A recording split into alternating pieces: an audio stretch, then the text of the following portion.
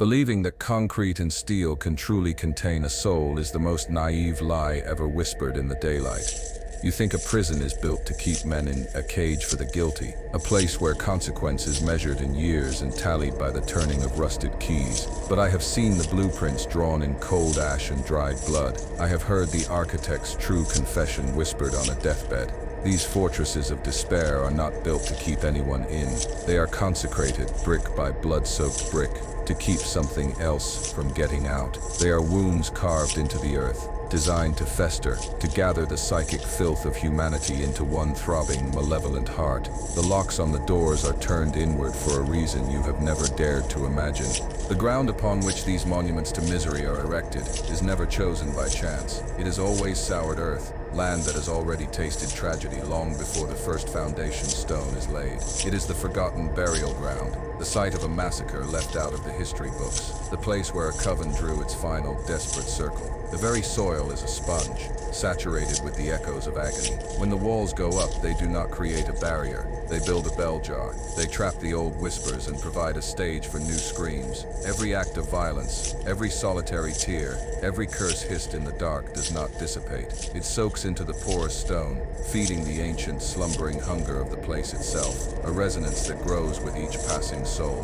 Think of the air inside those walls. It is not the same air you breathe now. It is heavy, thick, with the residue of a million lost breaths and a billion unspoken fears. It's a stagnant atmosphere, uncirculated, where memories cling like mold in the corners of a forgotten tomb. The guards call it the pressure, a tangible weight on the chest that comes with walking the long, echoing corridors at night. They mistake it for stress, for the psychological burden of their work, but it is something far more primal. It is the collective consciousness of the damned, a psychic entity born from concentrated human despair. It presses down on you, seeps into your thoughts, and slowly, methodically, begins to unravel the sanity you thought was yours alone. The first story I must unveil for you does not begin with a ghost, but with a shadow. There was an inmate, a man whose name has been struck from the records, condemned to a cell in the oldest block, Block D, a place they called the oubliette. He was a man of cold logic, a killer who felt no remorse. But on his third night, he noticed the shadow cast by the weak bulb in his cell was not alone. Another patch of darkness clung to the corner, a silhouette that was too tall, too thin, its limbs bent at angles that defied nature. At first he dismissed it, a trick of the light, a symptom of confinement. But then, the shadow began to move, detaching itself from the wall like peeling skin, long before he himself had even shifted a muscle. This man, who had faced down armed guards and rival gangs without flinching, found himself paralyzed by this silent, two-dimensional dread. He would lie on his cot, eyes wide open in the humming gloom, watching the patch of wrongness. It never approached, it never made a sound, but its presence was an invasion of the deepest kind. He tried to explain it to the guards, who laughed and told him he was cracking. He threw his food tray at it, only for the metal to clatter against the stone wall, passing through the shape as if it were nothing but a stain. The true horror began when he realized the shadow wasn't just an observer, it was a mirror. When he was overcome with rage, the shadow seemed to writhe and boil. When despair settled in his heart, it grew still and dense, a black hole of utter hopelessness. The whispers began soon after, not from the vents, not from the hallway, but from inside his own mind, in a voice that was not his own. It was a dry, rasping sound, like dead leaves skittering across pavement. It spoke of things the inmate had never told a soul, secrets buried so deep he had almost forgotten them himself. It recounted his first act of cruelty as a child, the terror in his mother's eyes, the cold satisfaction he had felt. The shadow in the corner was no longer just a shape. It was a confessor, a judge, and a tormentor, feeding on the darkness it was reflecting back at him. It was showing him the true shape of his own soul, and the sight was driving him into an abyss from which there would be no escape. Listen carefully, because this is crucial. The cell was not haunted by a ghost. It was a canvas, and his own guilt was the ink.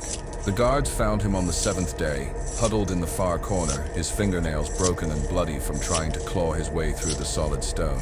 He was babbling incoherently, his eyes fixed on the opposite corner, which was now, of course, empty.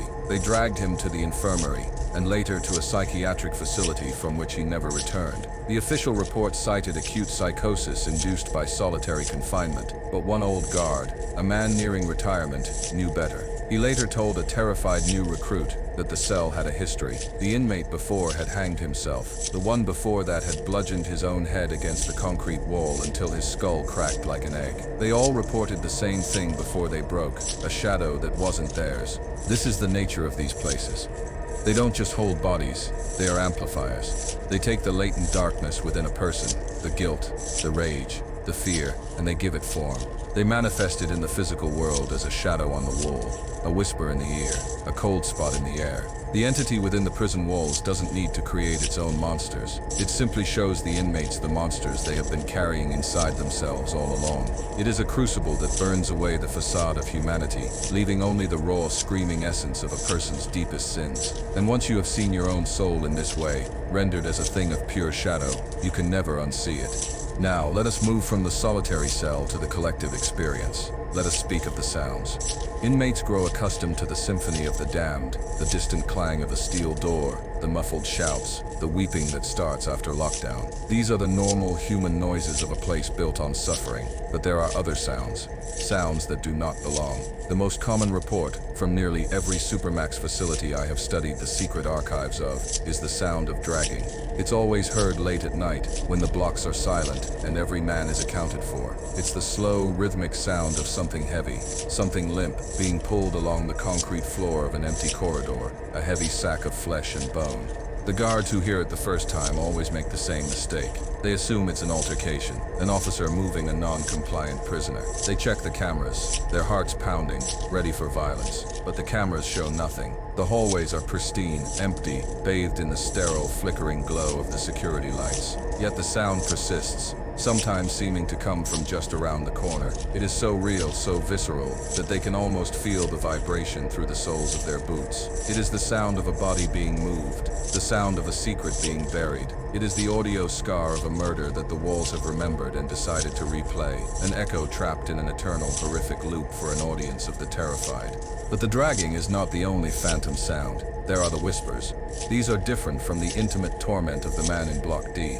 These are a chorus. They come through the ventilation systems, a faint, sibilant rush of voices, too quiet to make out the individual words but forming a tapestry of malice. The prisoners who sleep with their heads near the vents are the most affected. They report waking up with a sense of profound dread, the feeling of having been listened to, of having their dreams invaded. They say the whispers are not in English or any human language. It is a language of pure emotion, hatred, regret, pain, woven into a sound that scrapes at the edges of sanity. It is the prison's own breath, exhaled into the lungs of the sleeping. And this is where everything changes for you, because these sounds are not random, they are intelligent. There are documented cases where the whispers have coalesced into a single clear word. A guard walking his rounds at 3 a.m. in a supposedly empty wing heard a sound like 1,000 snakes hissing his daughter's name. A prisoner on the verge of being granted parole heard a clear whisper in his ear say, "You're not leaving," the night before his hearing, where a sudden, inexplicable administrative error sent his case back another 10 years. The sounds are not just echoes, they are omens. They are the voice of the prison itself, a sentient entity that observes, learns, and interacts with its inhabitants in the most cruel and psychologically devastating ways imaginable. It knows your hopes, and it knows your fears. The prison's intelligence extends beyond mere sounds. It manifests in the very infrastructure. Light bulbs in the solitary wing will burn out in sequence, plunging the entire block into absolute darkness for a terrifying minute before flickering back on. Electronic locks on cell doors will simultaneously spring open in the middle of the night, not to release the prisoners, but simply to leave them with the horrifying possibility of what could get in. These are not electrical faults. They are too precise, too theatrical. They are what the old guards call the system playing games. It is the house flexing its muscles, reminding everyone, guard and prisoner alike, who is truly in control. The building itself is a warden far more powerful and inescapable than any human. Imagine being a guard, a man of rules and regulations, trying to rationalize these events. You file a report, electrical malfunction in C block, but you know it's a lie. You saw the fear in the inmate's eyes, a fear that mirrored your own. You felt the temperature drop 20 degrees in an instant before the lights went out. You heard the faint, childlike laughter that echoed down the hall in the pitch black. How do you document a haunting? How do you report an act of malice by a building? You can't. So you stay silent, and the silence becomes a form of complicity. You become a keeper not just of men, but of a terrible, unholy secret. Every soul that joins this congregation feeds the voice that whispers from the darkness. This silence is how the prison's power grows. The fear it generates is its sustenance. It feeds on the unspoken terror of the guards and the overt hysteria of the inmates. There was a case in a now demolished penitentiary in the Midwest of what was called the Riot of Whispers. It didn't start with a fight or a grievance. It started when one inmate began screaming that the walls were talking to him. Then his cellmates started screaming. Within an hour, the entire block was in a state of mass psychosis, men tearing at their own faces, attacking invisible assailants, howling at the ceiling. The guards who entered were met with a wave of pure, undiluted madness. They later said it felt like walking into a static field, where the air itself was buzzing with insanity. The official explanation was a contaminated water supply causing hallucinations, a convenient fiction, but the truth, buried in a warden's private journal, was that the whispers had become a roar that day. For a few hours, the entity had dropped its subtlety and decided to speak to everyone at once, pushing them all over the edge of the abyss. This is the ultimate power of such a place. It can turn a population against itself, using their own minds as weapons. It doesn't need ghosts or apparitions when it can so easily manipulate the fragile architecture of human sanity. The greatest horror is not what you see, but what the place can make you believe you see. If the cold of these corridors has reached you through the screen, do you feel this dark message was meant for you? Let the shadows know. Let's descend deeper, into the heart of the machine, into a specific place of power. In every one of these cursed institutions, there is always one cell, one room that has a reputation so dark that even the most hardened criminals will refuse to enter it. They will accept any punishment, endure any beating, rather than spend a single night behind that particular door. At the infamous Eastern State Penitentiary, it was cell block 12. At Alcatraz, it was 14D. For our purposes, we will call it cell 142, a name whispered in the yard of a prison whose location I will not disclose. For the safety of your own mind, this cell was not merely haunted, it was a threshold, a place where the veil between worlds had been worn thin, scraped away by decades of concentrated misery. The story of cell 142 begins with its first occupant, a man condemned for a series of ritualistic murders. He wasn't just a killer, he was a practitioner of some dark, forgotten faith. He spent his days carving intricate symbols into the stone floor with a shard of bone, symbols that the guards would scrub away, only to find them returned the next morning, etched even deeper. He didn't speak to anyone. He just carved and chanted in a low, guttural language. On the night of the winter solstice, the guards heard a single piercing scream from his cell. They found him dead on the floor, his body contorted into an impossible shape, his eyes burned white in their sockets. On the wall, written in his own blood, were the words, "The door is now open."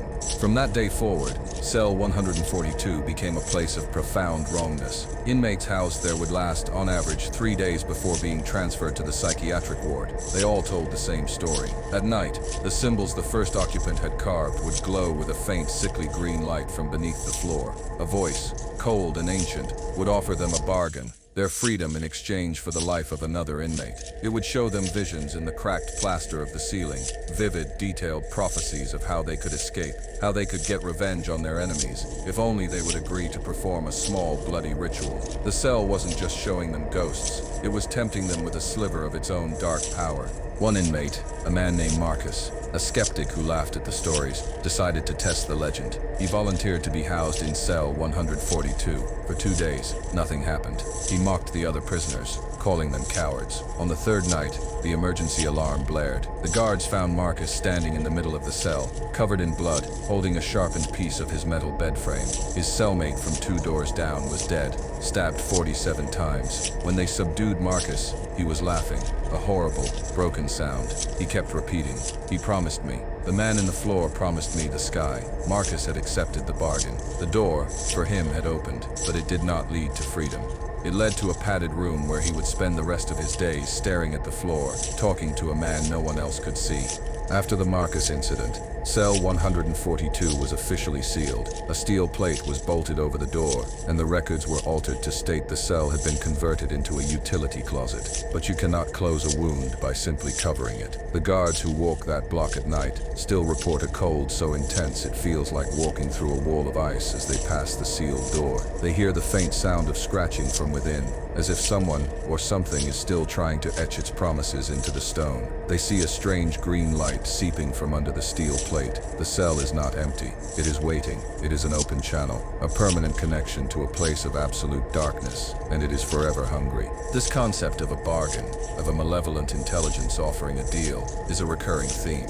It suggests that the entity within the prison is not just a blind, raging force. It is a calculating, predatory consciousness. It understands human desire, the desire for freedom, for power, for revenge. It dangles these things like bait before the desperate and the damned. The prison becomes a microcosm of the oldest story ever told, the Faustian Pact. Except here, the devil is not a horned beast, but the very stone and steel that surrounds you. It offers you a key to your cage, but it conveniently fails to mention that the key unlocks a door to an even smaller, darker, and more permanent prison. Consider the psychological landscape. A prison is a place where hope is systematically dismantled. The rigid routines, the loss of identity, the constant threat of violence, it is all designed to break a person down. In this barren wasteland of the soul, any offer of power, any glimmer of an alternative, becomes impossibly seductive. The entity knows this. It preys on the most vulnerable, on those whose hope has been ground into fine gray dust. It finds the cracks in their psyche and pries them open with whispered promises. It doesn't need to break down the doors of the cells. It simply needs to convince the men inside to open the doors of their own minds to its insidious influence. It's a hostile takeover of the soul, one prisoner at a time. Now, imagine the warden of such a place, a man of logic, bureaucracy, and public image. He cannot admit that his facility is built on a spiritual cancer, so a secret tradition is born. When a new warden takes over, the outgoing one passes down not just a set of keys, but a locked ledger, a black book filled with handwritten accounts of the events that could never be officially reported. This book is the prison's true unspeakable history. It details the glowing symbols in cell 142, the guard who went mad after hearing his daughter's name, the Riot of Whispers. It's a catalog of the impossible, a testament to the entity's long and terrible reign. This ledger is both a warning and a curse. It warns the new warden of what he will face, but it also binds him to the conspiracy of silence. To admit the truth would be to admit that he is not in control, that the prison is fundamentally unmanageable. It would mean acknowledging a force that laughs at his authority and his steel bars. So he reads the accounts, his blood running cold, and then he locks the book away. He tells himself they are stories, the ramblings of stressed predecessors. And then one night he is in his office, looking at the security monitors, and he sees a shadow in an empty corridor move on its own, and he knows it is all true, and he makes his first entry in the black book. This hidden narrative, this secret history, is critical. It proves that these phenomena are not isolated incidents or mass hysteria. They are a consistent, observable pattern of malevolent activity documented over decades by different people, all describing the same fundamental horror. The prison is a living, breathing predator, and the wardens are its unwilling biographers. They are the high priests of a dark temple, tasked with managing the bloody sacrifices and maintaining the facade of normalcy for the outside world. Their greatest fear is not an escape or a riot. Their greatest fear is that one day, the entity will tire of its games and decide to break down the outer walls, not to let the prisoners out, but to let itself into our world. And what would that look like? It would not be a physical destruction. It would be a contagion of the mind. Think of the men who are eventually released from these places. They leave with their bodies, but a part of their soul remains behind, traded for survival. They carry the prison's infection with them. The paranoia, the rage, the whispers they still hear in the quiet of the night. They become unwitting apostles of the abyss, spreading the psychic sickness they contracted inside. The prison doesn't just contain evil, it incubates it, refines it, and then releases it back into the world, stronger and more insidious than before. It is a self-perpetuating cycle of horror. The walls are not a container, they are the heart of a tumor, and the released prisoners are its metastases. Let us return to the guards, the sentinels on the edge of this abyss. Their experience is perhaps the most tragic. Unlike the inmates, they are there by choice. They come seeking a stable job, a pension, a sense of order, but they are slowly, inexorably corrupted by the atmosphere of the place. They start as idealists, believing they can make a difference. But the relentless pressure, the constant exposure to violence and despair, erodes their empathy. And then there is the other thing, the presence. They begin to see things out of the corner of their eye. They hear their names whispered when no one is there. The place begins to work on them too. There is a documented phenomenon in these high-intensity prisons known as the stare. A guard, often a veteran of many years, will simply freeze during their rounds. They will stand perfectly still, their eyes wide and unfocused, staring at a blank wall or an empty cell for minutes on end, completely unresponsive. When they snap out of it, they have no memory of the lost time. But their colleagues say that for those few minutes, they look like they are seeing something utterly terrifying. It is as if the prison has momentarily hijacked their consciousness, forcing them to look directly into its black heart. These guards often quit or retire shortly after, suffering from severe PTSD, their nerves completely shattered. They have seen the truth, and it has broken them. This brings us to the most disturbing question of all. Is the evil in these places born from the suffering of the inmates, or were the prisons built specifically to house an evil that was already there? Is it a human phenomenon, or a non-human one that feeds on human misery? The answer, I believe, is both. The soured earth provides the seed, a pre-existing weakness in the fabric of reality. The construction of the prison, a monument to pain, acts as the dark ritual that makes the seed sprout. And the daily suffering of the inmates is the endless supply of blood and tears that nourishes it, allowing it to grow into the vast, intelligent, and utterly malevolent entity it becomes. It is a symbiotic nightmare, a perfect and terrible engine of fear. Now imagine this. You are an inmate, lying on your cot in the suffocating darkness after lockdown. You are not in a special haunted cell like 142. You are in a normal cell, in a modern block. But tonight it feels different. The air is cold and carries a scent like ozone and old meat. You hear the whispers, not from the vent, but from right beside your ear. You feel a weight pressed down on your chest, a crushing, invisible force that steals your breath. Your heart hammers against your ribs, a frantic drum in the dead silence. You try to scream, but your throat is paralyzed. You are utterly, completely helpless, pinned down by a nameless, faceless dread. This is the most common form of attack. No ghosts, no visions, just pure, distilled terror, administered directly to the soul. This is the entity's primary weapon, the imposition of its will. It can project an aura of absolute fear, a psychic wave that incapacitates its victims. It is a predator that paralyzes its prey before it feeds. And what does it feed on? The raw, potent energy of that fear. Each terrified heartbeat, each gasp for breath, is a morsel for its insatiable appetite. It is a farmer, and the prisoners are its crop, and its harvest is their terror. This is why the hauntings are not constant. It allows periods of calm, of relative normalcy, to let the inmates' nerves settle, to let their hope begin to regrow, however feebly, because it knows that a soul that has known hope is capable of a much deeper, much more exquisite despair when the terror begins again. This is the truth that the official stories, the ghost hunter shows, and the campfire tales always miss. They focus on the apparitions, the EVPs, the spooky phenomena, but they miss the central point. The true horror of the prison is not that it is haunted. The horror is that it is a conscious thinking, an eternally patient predator. It is a trap for the soul, designed to break you down, feed on your fear, and then, if you are very, very unlucky, offer you a bargain that will ensure it owns you for eternity. The ghosts of former inmates are merely its puppets, the echoes it uses to set the stage. The real monster is the stage itself. The real monster is the walls, the floor, the ceiling, the very air you breathe.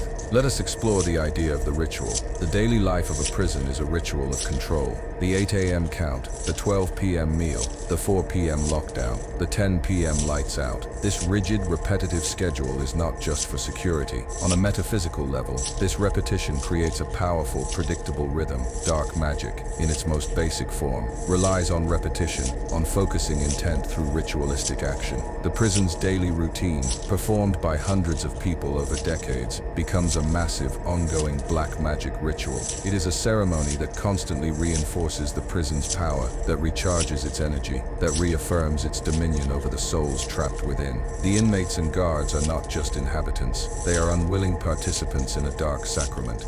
Consider solitary confinement. A man is placed in a small, empty box. He is deprived of all human contact, all sensory input. It is designed to break him. But on a deeper level, it is a ritual of isolation that mirrors the ancient techniques of the mystics. Except instead of seeking enlightenment, the inmate finds something else waiting for him in the sensory void. He is placed in a perfect chamber for communion with the resident intelligence. With all other distractions removed, his mind becomes a clear channel, and the entity can speak to him directly, without the static of daily life. This is why the most intense and transformative paranormal experiences happen in the hole. It is not a punishment cell, it is an altar. This is why escape is almost impossible from these places, not just physically, but spiritually. Even those who are released find that the prison never truly lets them go. They dream of the corridors, they hear the phantom clang of cell doors, they wake up in a cold sweat, thinking for a moment that they are still inside. The entity has left its mark on them, a psychic brand that never fades. I once spoke to a man, an ex-convict, who had served 20 years. He told me, with tears in his eyes, that he had been free for a decade, but every night, without fail, he had a dream in which he was walking his old cell block, and a voice from the shadows would whisper, "Welcome home." He was free, but he would never truly be liberated.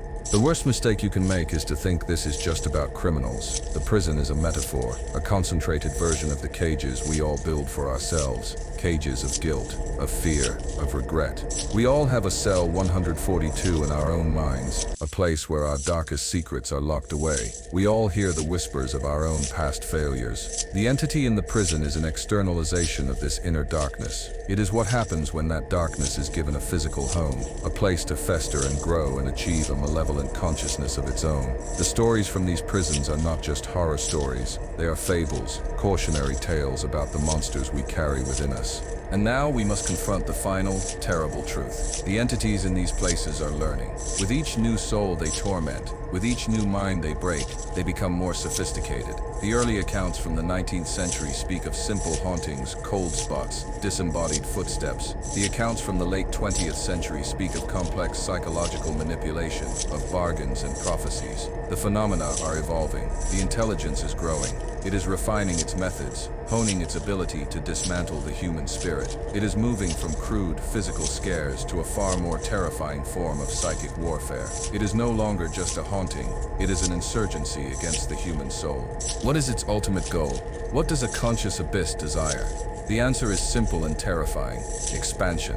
It is currently contained, more or less, within the prison walls, but it is constantly testing the boundaries, pushing against the metaphysical membrane that separates it from the outside world. The released prisoners are its scouts. The stories that leak out, like the ones I am telling you now, are its feelers, its way of touching your mind, of planting a seed of its cold reality within you. It wants out.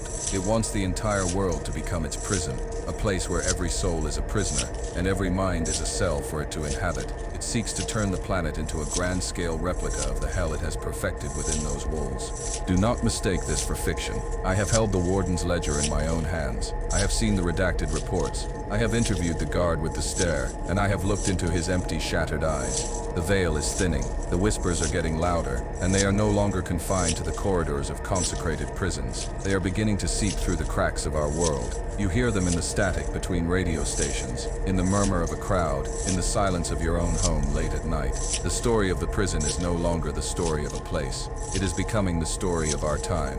It is the inevitable omen of a darkness that is spreading. So the next time you see a high, forbidding wall topped with razor wire, do not think of the men inside. Think of the thing the walls were built to contain. Think of the conscious, patient, and hungry darkness that is pacing within, listening, waiting. Think of the guards who stand watch not just over the guilty, but over a wound in the world that must never be allowed to fully open. They are the keepers of a terrible secret, the frontline soldiers in a war you did not even know was being fought. A war for the very definition of reality. A war against an enemy made of stone and shadow, and the accumulated pain of generations. The true chilling thought is this: what happens when a prison is closed? When the building is abandoned, decommissioned, left to rot? Do you think the entity dies? Does it fade away without its daily meal of fresh fear? No, it simply waits. An abandoned prison is even more dangerous than an active one. It is a charged and loaded weapon with the safety off. The entity, left to its own devices, grows more potent, more pure in its malice. It is a beast in hibernation, and trespassers, ghost hunters, urban explorers, curious teenagers, are the fools who wander into its cave. They think they are looking for ghosts, but what they find is something infinitely older and more predatory. There are stories of such places. A group of paranormal investigators enters a famously haunted, abandoned penitentiary. They set up their cameras, their audio recorders, their EMF meters. For hours, nothing. Then precisely at 3:33 a.m., every piece of their electronic equipment simultaneously dies. They are plunged into absolute darkness and silence. They try to call out to each other, but their voices are swallowed by the oppressive atmosphere. They begin to hear things, not just whispers, but their own voices, twisted and cruel, saying horrible things to each other, stoking paranoia and fear. The entity is not just showing them ghosts, it is playing with them, turning them against each other like puppets. They are found 2 days later wandering the nearby woods, suffering from severe dehydration and a shared psychotic disorder. They cannot coherently explain what happened. They can only speak of a darkness that felt alive, a presence that got inside their heads and showed them things about themselves, about each other, terrible, hidden truths that shattered their bonds and their sanity. They went in as a team and came out as broken, terrified strangers. The prison had fed, and it had taught them the most important lesson. You cannot hunt a thing that can hunt you back from inside your own mind. It had made them a part of its collection of horror stories. The very architecture of a prison is a form of psychological torture, designed long before the first prisoner arrives. The long, repeating corridors create a sense of infinity, of endlessness. The lack of privacy, the constant surveillance, erodes the sense of self. The sounds, engineered to echo and carry, ensure that no one ever feels truly alone, yet always isolated. These are not accidental design flaws, they are instruments. The builders of the first panopticons understood this instinctively. They were creating a machine to break the human will. They may not have known they were also creating the perfect temple for a non-human consciousness, but their intentions were dark enough to lay the first bloody stones on the path to this abyss. Every object within a prison becomes imbued with this energy. A shiv carved from a toothbrush is not just a weapon, it is an artifact of desperate violence. A letter from home, tear-stained and read 1,000 times, is a talisman of fading hope. A cot, where a man spent 30 years, is a silent witness to a lifetime of despair. These objects absorb the emotional residue. They become charged. People who have toured museum exhibits of prison artifacts report feeling sudden waves of nausea, sadness, or unreasoning anger just by standing near a display case. They are not reacting to the object itself. They are reacting to the condensed, weeping soul fragment that is still attached to it. This is why the legends persist. The stories of haunted prisons are not just stories. They are warnings passed down from one generation of inmates and guards to the next. They are a crucial survival guide for navigating a landscape where the normal rules of reality do not apply. To dismiss them as mere folklore is a fatal mistake. The prisoner who laughs at the story of cell 142 is the one who will end up inside it. The guard who scoffs at the whispers is the one who will hear his own name called in the dead of night. The stories are a form of immunity, a way of acknowledging the dark power and showing it a sliver of respect, in the desperate hope that it will turn its gaze elsewhere. So when you hear these tales, do not listen to them for a cheap thrill. Do not treat them as entertainment. Listen to them as you would listen to a survivor of some great catastrophe. Listen for the truth that is hidden between the words, the truth about the fragility of sanity, the nature of evil, and the terrifying reality that there are places in this world that are not meant for us. Places where we are not at the top of the food chain. The prison is the ultimate manifestation of such a place. It is a monument to the failure of humanity, and a thriving, breathing cathedral for the darkness that waits to inherit our ruins. The chorus of the damned grows with every new witness. Feed the voice that whispers from the darkness. Join this congregation of souls. The end of this journey is not a conclusion, but a threshold.